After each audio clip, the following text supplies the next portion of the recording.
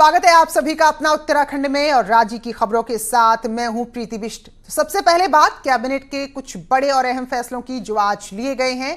तो सबसे पहले बात करते हैं हम शराब की कीमतों की, तो वो बढ़ गई हैं। वहीं पेट्रोल और डीजल पर भी वैट लगा दिया गया है, जिससे पेट्रोल 2 रुपए तो डीजल 1 रुपए महंगा हो गया है। और कोरोना को देखते हुए कमाई क्योंकि बहुत कम हो गई है, इसलिए टैक्स लगाया गया है। उम्मीद है कि पेट्रोल और डीजल के बढ़े हुए दाम से लगभग 100 करोड़ की आय हो जाएगी। और वही बात उस खबर की जिसका बहुत सारे लोग इंतजार कर रहे थे। शराब पर 3 कैटेगरी में हेल्थ केयर टैक्स लगाया गया है। देश में जो शराब तैयार होती है वो 20 रुपए महंगी मिलेगी, 20 से 200 रुपए। वहीं जो इंपोर्टेड शराब यानी कि जो बाहर से आयात की जाती है वो 475 रुपए महंगी मिलेगी, जबकि जो देसी शराब है वो 20 रुपए, उसके ज्यादा दाम आपको अब चुकाने होंगे। तो सरकार को उम्मीद है कि शराब पर लगाए गए इस टैक्स से वो 250 करोड़ कमा लेगी। और तीसरा अहम फैसला हुआ, देश भर के हिंदू मान्यता के लोगों के लिए हरिद्वार में सरकार ने गंगा में अस्थि विसर्जन से रोक हटा दी है। यानी उत्तराखंड और देश के दूसरे राज्यों से लोग अस्थि विसर्जन कर्मकांड करने के लिए हरिद्वार आ सकेंगे। तो करीब 45 दिन के लॉकडाउन के बाद हरिद्वार में अब कर्मकांड पूजन प्रक्रिया शुरू होगी। और चौथा फैसला यह है कि जो युवा लॉकडाउन के दौरान उत्तराखंड वापस लौटे हैं उन्हें अलग अलग कैटेगरी में स्वरोजगार के लिए लोन देगी। यानी कि जो रिवर्स पलायन कोरोना की वजह से हो गया है, अब ये लोग यहीं रुके रहें, इसके लिए लोन दिया जाएगा। और 25 लाख तक अलग अलग ऐसे वर्ग बना दिए गए हैं जिसमें लोन होगा और 25%, 20%, 15% की सब्सिडी मिलेगी। मुख्यमंत्री ने आदेश दिए हैं कि जिलों के डीएम तुरंत इस प्रक्रिया को शुरू करें और साथ ही 50 हेक्टेयर के खनन पट्टे में अब मशीनों से भी खनन हो सकेगा। और राज्य में इस वक्त ऐसे पट्टों की संख्या लगभग 200 है। तो ये अहम फैसले जो आज कैबिनेट ने लिए। तो इन फैसलों का क्या असर राज्य में पड़ेगा, क्या कुछ सोच इसके पीछे सरकार की है, इन मसलों पर बातचीत की न्यूज 18 ने सरकार के प्रवक्ता मदन कौशिक से। कैबिनेट की अहम बैठक और बैठक में कई अहम फैसले, जिसमें शराब पर अब हेल्थ केयर टैक्स लगाया गया है, पेट्रोल डीजल पर टैक्स लगा है। इसके अलावा जो युवा इस दौरान वापस उत्तराखंड आए उनको सरकार यहां पर रोजगार का मौका देगी। मेरे साथ सरकारी प्रवक्ता मदन कौशिक हैं। शराब पर और पेट्रोल डीजल पर क्या क्या है? देखिए, पेट्रोल और डीजल पर हमने पेट्रोल पर 2 रुपये और डीजल पर 1 रुपया इस प्रकार वैट बढ़ाया है। और शराब पर हमने 3 कैटेगरी की शराब हैं। जो हमारे राज्य में विदेशी शराब बन रही है उस पर 20 रुपये से 200 रुपये पर बोतल, यानी 20 रुपये स्टार्ट करके अलग अलग कैटेगरी पर 200 रुपये तक है। जो विदेशी शराब है उस पर 475 रुपये और देसी शराब पर 20 रुपये पर बोतल। इससे लगभग 250 करोड़ रुपये का राजस्व अतिरिक्त प्राप्त होगा। डीजल और पेट्रोल से भी 100 करोड़ से ज़्यादा का राजस्व प्राप्त होगा। ये 2 हमने हेल्थ केयर फंड के नाम पर ये हम लोग करने जा रहे हैं, जिससे कि राज्य में जो वर्तमान परिस्थिति इससे हम उबर सके। फैसला आपने युवाओं को लेकर लिया है जो वापस आए, इसमें आपने तुरंत लोन की बात कही है, क्या फैसला है? देखिए, 2 तरह के एमएसएमई के अंतर्गत 2 तरह के रोजगार है, एक निर्माण में और एक सेवा में। जो ये हमारे यहाँ आ रहे हैं लाखों की संख्या में नौजवान हैं, इनमें से वो जिस क्षेत्र में काम करना चाहते हैं उसको तत्काल श्रेणीबद्ध करके और उसको हमने 25 लाख तक का उसको लोन अगर मिलेगा मैक्सिमम, या उससे कम 10 लाख तक का लोन मिलेगा सेवा के क्षेत्र में। उसमें अलग अलग कैटेगरी में अलग अलग सब्सिडी हमने दी है।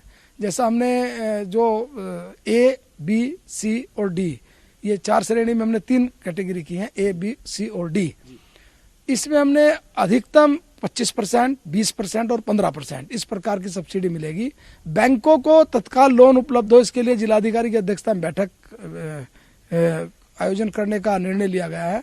साथ साथ जिलाधिकारी को निर्देश दिया गया कि ये नौजवान जब अपना कोई व्यवसाय चुनकर और अप्लाई करते हैं उसके तत्काल बाद सप्ताह इनकी मॉनिटरिंग करके तत्काल उनको बैंक से ऋण की उपलब्धता हो जाए और उनका रोजगार शुरू हो जाए, जिससे कि वो खुद रोजगार कर सके और कुछ को रोजगार दे सके। तो ये उन युवाओं को रोकने की एक बहुत ही मुख्यमंत्री स्वरोजगार योजना के अंतर्गत बहुत ही एक बड़ी योजना हमने शुरू की है। इसका फैसला आपने गंगा में अस्थि प्रवाह को लेकर लिया, क्या फैसला था? अभी तक गंगा में अस्थि प्रवाह जो कर्मकांड था उस पर प्रतिबंध था। लोग अन्य राज्यों से अपने स्वजन की अस्थियां लेकर आते थे, लेकिन राज्य में अनुमति नहीं थी। आज हमने एक गाड़ी के साथ ड्राइवर से अलग 2 व्यक्ति यदि आते हैं उनको हम अनुमति देंगे और ये आज से लागू हो गया है। राज्य की परमिशन वहां से अपने राज्य से लेनी होगी, जो दूसरे राज्य से जी, जो दूसरे राज्य से आएगा परमिशन लेकर आएगा वहां से, राज्य से कि अस्थि प्रवाह के लिए जा रहे हैं, सीमा पर उस परमिशन को देखकर उनको आने की अनुमति है। दूसरे राज्यों में फंसे हुए उनके लिए तैयारी, जो दूसरे राज्यों में फंसे हुए उनकी स्पीड हमने बढ़ाने को कहा अधिकारियों को कि तत्काल बड़ी स्पीड से उनको लाया जाए। अगले कुछ दिनों में ट्रेन भी हमें भारत सरकार से बात हो गई है, वो भी मिलने की संभावना है। बसों के माध्यम से हम ला रहे हैं। जो अपने वाहनों से आना चाहते हैं उनको अनुमति भी पूरी तरीके से खोल दी है, वो अपनी गाड़ी लेकर जाके लाना चाहते हैं वो लेकर आए। तो अगले 3-4 दिनों में ये बहुत ज़्यादा मात्रा में हम लोग उन लोगों को जो उत्तराखंड के लोग हैं प्रवासी उनको लेकर आएंगे। थैंक यू, नमस्कार। ये सरकारी प्रवक्ता मदन कौशिक, जिनका साफ तौर पे कहना है कि लोगों को तेजी से लाया जाएगा उत्तराखंड में, शराब पर टैक्स लगाया गया है, पेट्रोल डीजल पर टैक्स लगाया गया है। लेकिन सबसे बड़ी बात जो न्यूज़ 18 ने भी आपको बताई थी कि शराब पर टैक्स लगेगा, यानी अब कल से शराब की दुकानों पर जो लाइन लगेगी या जो खरीदार पहुंचेंगे उनको अपनी जेब और ढीली करनी होगी। और ये पैसा जो 250 करोड़ का मुनाफा सरकार मानकर चल रही है, ये कोरोना के दौरान हेल्थ केयर पर खर्च होगा। कैमरा पर्सन दीपक उपाध्याय के साथ दीपांकर भट्ट, न्यूज़ 18 देहरादून। और अब बात करते हैं पूर्व मुख्यमंत्री हरीश रावत के एक ट्वीट की, जिसके बाद विवाद हो गया है। दरअसल हरीश रावत ने ट्वीट किया था जिसमें गुड़गांव के एक अस्पताल में राज्य की करीब 25 नर्सों के कोरोना पॉजिटिव होने की बात कही थी। उसको बीजेपी ने पूरी तरह से फेक न्यूज यानी कि गलत खबर बताया है, फर्जी न्यूज बताया है। बीजेपी के विधायक गणेश जोशी ने गलत खबर फैलाने के आरोप में ये मांग की है कि पूर्व मुख्यमंत्री को जेल भेजा जाए। गणेश जोशी का कहना है कि रावत के ट्वीट का नोटिस लेकर उन्होंने गुड़गांव के सीएमओ के संपर्क साधा और सीएमओ ने बताया कि ऐसा कोई मामला है ही नहीं। उत्तराखंड मूल की केवल एक नर्स है जिनको कोरोना पॉजिटिव आया है, लेकिन हरीश रावत के मुताबिक जितनी भी नर्सेज वहां पर थी वो सबके सब कोरोना पॉजिटिव है। तो ऐसे में गलत खबर फैलाने के आरोप में उनकी गिरफ्तारी की मांग कर रहे हैं बीजेपी विधायक। एक बच्ची जिसका नाम सुगंधा है वो उत्तराखंड की है। तो ऐसे में जब मैंने हरीश रावत जी से उसका जवाब मांगा तो उन्होंने कोई जवाब नहीं दिया। ये सोशल मीडिया का बहुत दुरुपयोग है, क्योंकि आज सोशल मीडिया के माध्यम से जब भारतीय जनता पार्टी का कार्यकर्ता लोगों की मदद कर रहा है, वहीं हमारे कांग्रेस के मित्र इस प्रकार का भ्रामक प्रचार कर रहे हैं। और मैं तो कहूंगा कि सरकार को हरीश रावत जी के खिलाफ मुकदमा कायम करना चाहिए, उनको जेल भेजना चाहिए। और देहरादून से बड़ी खबर है, बीजेपी नेता कुंवर जबिंदर सिंह को पार्टी ने नोटिस दिया है। निजी स्कूलों की मनमानी के खिलाफ हाईकोर्ट जाने से पार्टी नाराज है। कोर्ट ने जबिंदर की याचिका पर सरकार को जवाब देने के लिए कहा है। तो बीजेपी ने पूछा है कि सरकार को बदनाम करने के लिए क्यों ना उनके खिलाफ एक्शन लिया जाए। दरअसल यहां पर सीधे सीधे केंद्र की तरफ से आदेश है कि कोई भी अभिभावक से स्कूल जबरदस्ती फीस नहीं मांग सकते हैं इस दौरान। लेकिन जो मनमानी स्कूलों की चल रही थी देहरादून में, उसको लेकर याचिका दायर की थी अदालत में, तो उस पर जबिंदर सिंह से नोटिस तलब किया है बीजेपी ने और ये पूछा है उनसे कि क्यों ना इसे सरकार को बदनाम करना माना जाए और उनके खिलाफ एक्शन लिया जाए। तो जबिंदर की याचिका पर ही अदालत ने सरकार से जवाब मांगा है। देहरादून में शिवालिक इंटरनेशनल स्कूल पटेल नगर के खिलाफ मुकदमा दर्ज हुआ है। कोरोना महामारी के दौरान जो फीस बढ़ोतरी हुई है, अभिभावकों पर फीस जमा करने का लगातार दबाव ये स्कूल बना रहा था, तो उस पर डीएम ने खंड शिक्षा अधिकारी को जांच सौंपी थी। जांच के बाद खंड शिक्षा अधिकारी ने स्कूल प्रशासन के खिलाफ तहरीर दी है। थाना पटेल नगर में मुकदमा दर्ज हुआ है। तो आदेश है साफ साफ कि अगर जब तक बहुत जरूरी ना हो, जो कम से कम फीस यानी कि हर महीने की आप ले सकते हैं और जो इस लायक नहीं है उन पर आर्थिक बोझ ना डालें। तो यहाँ एक रेगुलर फीस तो छोड़िए, बढ़ी हुई फीस का दबाव डाला जा रहा था। तो फिलहाल शिवालिक स्कूल के खिलाफ अब मामला दर्ज हो गया है।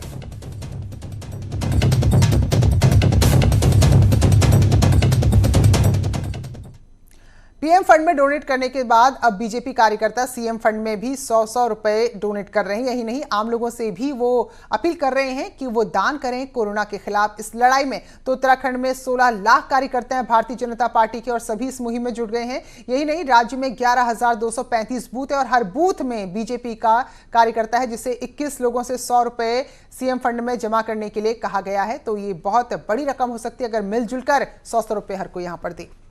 प्रदेश अध्यक्ष जी ने हमको ये निर्देशित किया है कि प्रत्येक बूथ में कम से कम 50 लोगों से संपर्क करें और 100 रुपए की अपील आप करें। जो स्वेच्छा से देना चाहे वो अधिक भी दे सकता है। इसलिए 100 रुपया हमारे लिए बहुत बड़ी बात है, बहुत बड़ी रकम है। उस 100 रुपए को हम माननीय प्रधानमंत्री, माननीय मुख्यमंत्री राहत कोष में देंगे ताकि इस महामारी से निपटा जाए। तो एक तरफ तो जहां बीजेपी के कार्यकर्ता जुटे हैं और हर कोई नेता किसी भी दल का हो बहुत बड़ी बड़ी बातें करे, लेकिन इन सब के बीच जो एक घोषणा हुई थी कि चाहे वो विधायक हैं, मंत्री हैं, उनके वेतन भत्तों में से 30% कटौती की जाएगी। लेकिन महीना भर बीत गया, अब तक किसी के वेतन में कटौती नहीं हुई। दरअसल जो स्वीकृति सभी मंत्री और विधायकों की ओर से आनी थी वो अभी तक नहीं आ पाई है। तो अगले 1 साल तक 30% कटौती होनी थी, लेकिन विधायकों की सहमति न मिल पाने की वजह से कटौती शुरू नहीं हो पाई। तो विधानसभा अध्यक्ष कह रहे हैं कि सभी विधायकों को कैबिनेट का फैसला याद करना चाहिए और तुरंत अपनी सहमति देनी चाहिए ताकि उस रकम को कोरोना के खिलाफ लगाया जा सके। 30% की जो कटौती माननीय मंत्रिमंडल ने चाहिए, उनके वेतन से पहले हम डिडक्ट करेंगे जो 1 साल के लिए है। तो मुझे लगता है कि तमाम माननीय विधायक इसमें अपनी गंभीरता के साथ वो अपनी सहमति देंगे ताकि जो माननीय मंत्रिमंडल ने ये हमारे से अपेक्षा की है उसका पूरा निर्वहन कर सकेंगे। उधर यूपी के बिजनौर से उत्तराखंड में बगैर अनुमति के घुसे 6 लोगों को प्रशासन ने क्वारंटीन किया है। 6 में से 4 लोग यूपी के नजीबाबाद के हैं, जबकि 2 गाजियाबाद से कोटद्वार पहुंचे थे। बगैर अनुमति के यहां पर आए थे, जिसके बाद स्वास्थ्य विभाग की टीम ने सभी को क्वारंटीन सेंटर भेज दिया है और पुलिस की ओर से यूपी उत्तराखंड की सीमा पर कड़ी सुरक्षा कर दी गई है। तो ये जो 4 नजीबाद से हैं और 2 जो है गाजियाबाद से हमें बताया, जिनके पास अनुमति पत्र नहीं थी उनको फैसिलिटी क्वारंटाइन कर दें। तो कोरोना को फैलने से रोकने के लिए लोगों को क्वारंटीन तो किया जा रहा है, लेकिन वो लोग क्या वाकई में उन नियमों का पालन कर रहे हैं या नहीं, इसके लिए भी खास तरह का मोबाइल सॉफ्टवेयर तैयार किया गया है। तो ये सॉफ्टवेयर बहुत देर तक नजर रखता है। अगर इसमें देखा जाता है कि लगभग आधे घंटे से ज्यादा समय तक जो शख्स क्वारंटीन है उसने अपने मोबाइल का इस्तेमाल नहीं किया है, तो आसपास जो भी लोग मौजूद हैं तो उनसे उस शख्स के बारे में जानकारी ली जाती है। दूर में ITDA के स्मार्ट कंट्रोल रूम में ये मॉनिटरिंग की जा रही है। बहुत सारे लोग बाहर से आ रहे हैं और उनको होम क्वारंटाइन किया जा रहा है और उन पर नजर रखना एक बड़ी चुनौती है, लेकिन यहाँ पर एक टेक्नोलॉजी का सहारा लिया गया है और जो भी लोग यहाँ पर होम क्वारंटाइन किए जा रहे हैं, जो बाहर से आ रहे हैं, उनके मोबाइल नंबर रखे जा रहे हैं और उनके साथ उनको एक सॉफ्टवेयर डाला जा रहा है जिससे उन पर मॉनिटरिंग रखी जाती है। ये स्क्रीन आप देख रहे हैं, स्क्रीन में जो नाम आ रहे हैं वो उन्हीं लोगों के जो बहुत सारे लोग होम क्वारंटाइन किए हैं और जिसमें रेड लाइंस भी आ रही है, इसका मतलब वो घर से बाहर जा रहे हैं, तो उनको पुलिस के माध्यम से उनको वापस इन्फोर्समेंट करके घर पे रखा जाता है। आधे घंटे से ज्यादा किसी का अगर फोन स्विच ऑफ हो उसमें भी लोगों को मॉनिटरिंग किया जा रहा है। क्यों किया जा रहा है? इसमें अलग अलग है, चाहे वो बैंगनी कलर है या फिर पिंक कलर है या ग्रीन है, तो इस तरीके से तमाम से जो लोगों की लोकेशन रखी जा रही है। और जो लोग ये सोच रहे हैं कि उनको कोई मॉनिटरिंग नहीं कर रहा है, तो ये उनकी गलतफहमी है।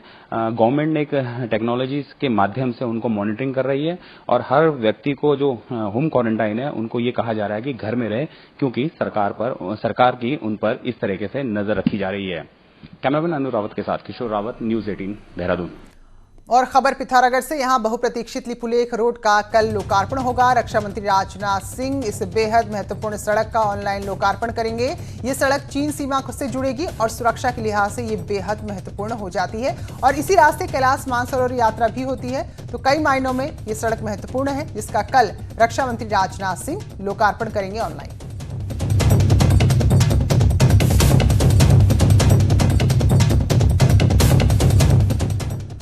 पिथौरागढ़ का स्वास्थ्य महकमा सवालों के घेरे में है। विभाग ने बीते दिनों आउटसोर्सिंग एजेंसी के जरिए कुल 44 पदों पर भर्ती की नियुक्ति की, लेकिन कांग्रेस अब इस पर सवाल खड़े कर रही है और आरोप लगा रही है कि अपनों को फायदा पहुंचाया गया है। AVSM security and outsourcing service के तहत की गई नियुक्तियां हेल्थ विभाग के गले की फांस बन रही हैं। विभाग ने इस एजेंसी के जरिए एनएचएम में स्टाफ नर्स, आशा प्रोग्राम काउंसलर सहित डाटा ऑपरेटर के कुल 14 पदों पर तैनाती दी है। लेकिन अब आरोप लग रहे हैं कि जिन लोगों को तैनाती दी गई उनमें अधिकांश लोग स्वास्थ्य विभाग में तैनात कर्मचारियों के सगे रिश्तेदार हैं। कर्मचारियों की नियुक्ति होनी है, उसमें जबरदस्त धांधली हुई है और जबरदस्त भाई भतीजावाद चला है और नियमों को ताक में रखकर नियुक्तियां की गई हैं। और एक तरफ सरकार कहती है जीरो टॉलरेंस की बात करती है। अगर अच्छा रहता वो एजेंसी भी यहाँ की होती तो हम मानते। असल में इन नियुक्तियों में बवाल इसलिए भी खड़ा हो रहा है क्योंकि एजेंसी का ईमेल एड्रेस, विज्ञप्ति और ऑफिशियल लेटर पैड पर अलग अलग है। विभाग ने कोरोना संकट को देखते हुए 30 पदों पर नए लोगों को भी तैनाती दी है।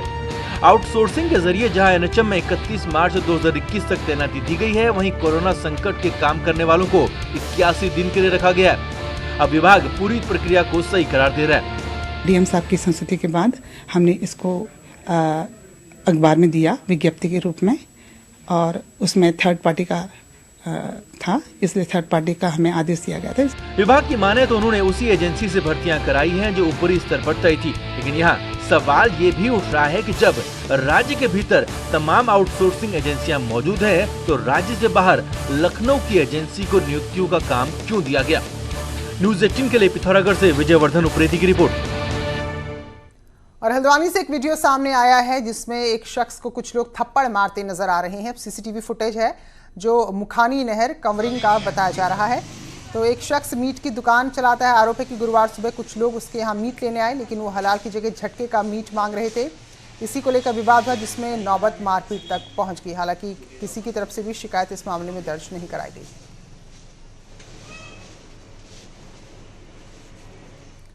अल्मोड़ा के तला सल्ट के तया गांव में एक व्यक्ति ने क्षेत्र पंचायत सदस्य हंसा नेगी पर उसे मारने के लिए गोली चलाने का आरोप लगाया है। सुरेंद्र रावत का आरोप है कि उसकी जिंदगी लेने के लिए ये कदम उठाया गया। तो ये पूरा मामला थापना तया रोड को लेकर है, जिसमें ग्रामीणों का विवाद भी चल रहा है। इस मामले क्षेत्र पंचायत सदस्य पर पेड़ को गैर कानूनी तरीके से काटने का भी आरोप है।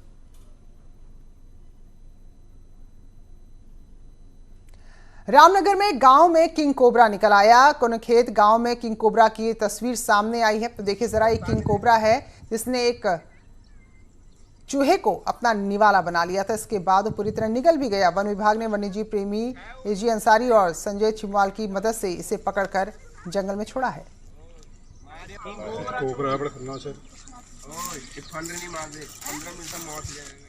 अल्मोड़ा जिले में ताड़ीखेत के गोपाल दत्त उप्रेती ने 5 फीट 7 इंच धनिया का उत्पादन किया है। इतना लंबा इसका पौधा है, जिसे उद्यान विभाग और विवेकानंद पर्वतीय कृषि अनुसंधान संस्थान ने मौके पर देखकर पहुंचा, उसकी नपाई भी की। इसके बाद इंडिया बुक ने उसे धनिये को अपने रिकॉर्ड में शामिल कर लिया है, जिससे उप्रेती समेत स्थानीय लोग काफी खुश हैं।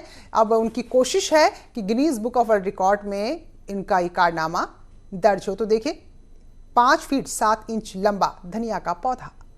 ब्रेक के बाद स्वागत है आप सभी का। तो ऐसा दौर है जिसमें हर कोई लोगों की मदद करना चाहता है, और देखिए जरा कैसे कैदी जो सलाखों के पीछे अपनी गुनाहों की वजह से इस दौरान पुलिस के साथ मिलकर जनता की मदद कर रहे हैं।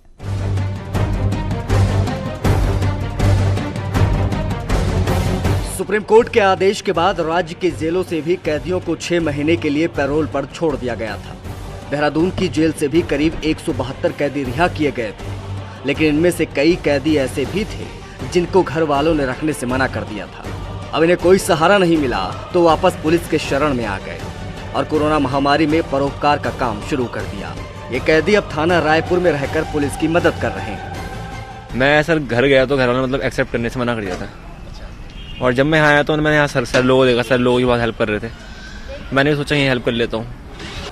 इन लोगों के कार्य से अब पुलिस को भी काफी मदद मिल रही है। लॉकडाउन में पुलिस का काम बढ़ चुका है, लिहाजा ये कैदी भी अब पुलिस का हाथ बटा रहे हैं। तो इसने देखा यहाँ जो पुलिस काम कर रही थी, बच्चों को खाना बांट रही है, लोगों को राशन बांट रही है, तो ये काफ़ी प्रभावित है। इसलिए मेरे पास आया कि इसने कहा सर कि मैं भी सेवा करना चाहता हूँ। तो मैंने कहा ठीक है। तो तब से लगातार ये हमारे थाने में पूरा काम कर रहा है। आसमान से गिरे खजूर पलट के, ये कहावत उन लोगों पर सही साबित होती है, लेकिन जेल में ये कैदी अपने किए जुर्म की सजा काट ही रहे हैं। हाँ, इतना जरूर है कि इस काम से ये अब जेल से निकलने के बाद जुर्म की राह छोड़कर नई जिंदगी की शुरुआत कर सकते हैं। देहरादून से न्यूज़ 18 के लिए सतेंद्र बर्थवाल की रिपोर्ट।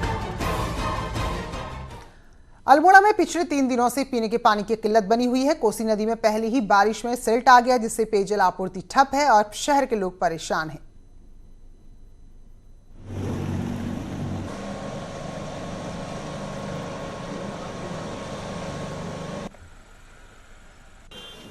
ये तो बड़े आश्चर्य की बात है। अभी बेमौसम में हल्की फुल्की बारिश पर ही जल संस्थान पानी अल्मोड़े के कई मोहल्लों पर पानी नहीं दे पा रहा है। समझ में नहीं आ रहा है कि सरकार कैसी तैयारी कर रही है। आने वाली गर्मी आने वाली बहुत ही सिल्ट आ गई है और पंप काम नहीं कर पा रहे हैं, लेकिन फिर भी जल संस्थान के लोग उसमें काम कर रहे हैं। आज संभावना है कि आज पानी आएगा। नैनीताल के एसडीएम ने आज बीडी पांडे जिला अस्पताल का निरीक्षण किया। अस्पताल में चल रहे कामों को लेकर ठेकेदार को चेतावनी दी क्योंकि काफी ज्यादा समय काम में लग रहा है। इस दौरान जहां भी खामियां मिली वहां हर किसी को हिदायत दी गई कि अपना काम जिम्मेदारी से करें। तो इन तमाम खबरों के साथ उत्तराखंड की खबरों में इतना ही। नमस्कार।